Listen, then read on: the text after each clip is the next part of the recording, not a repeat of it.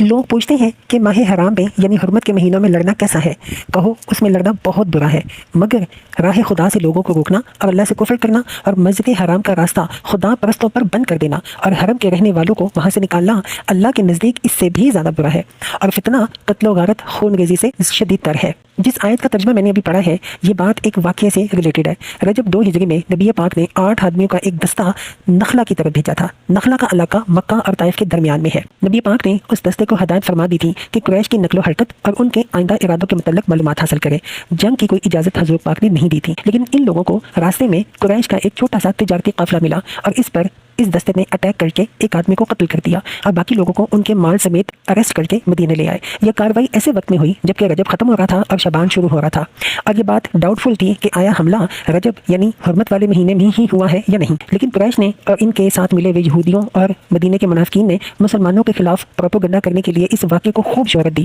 اور سخت اعتراضات شروع کر دیے کہ یہ لوگ چلے ہیں بڑے اللہ والے بن کر، اور حال یہ ہے کہ حرمت والے مہینے تک میں یہ قتل و غارت سے نہیں چوکتے۔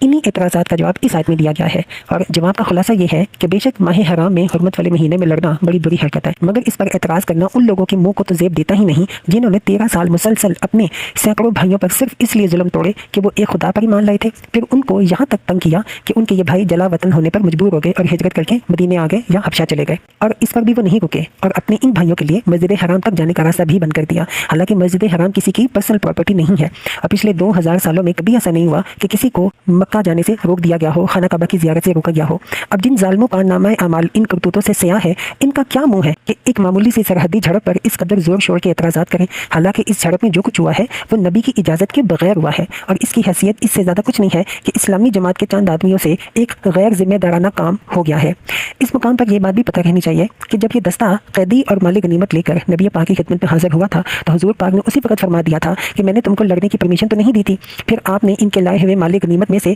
بیت المال کا حصہ لینے سے بھی انکار کر دیا تھا، جو اس بات کا سائن تھا، علامت تھی کہ ان کی یہ لوٹ ناجائز ہے۔ عام مسلمانوں نے بھی اس فعل پر اپنے ان دستے کے آدمیوں کو سخت ملامت کی، اور مدینے میں کوئی ایسا نہ تھا جس نے اس دستے کے لوگوں کو اس کارروائی پر داد دی ہو۔ قرآن اس بات کو کچھ اس طرح سے بیان کرتا ہے، یسألونک عن الشہر الحرام قتال فیہ قل قتال فیہ کبیر وصد عن سبیل اللہ وکفر بہ والمسجد الحرام وإخراج أهله منه أكبر عند الله والفتنة أكبر من القتل۔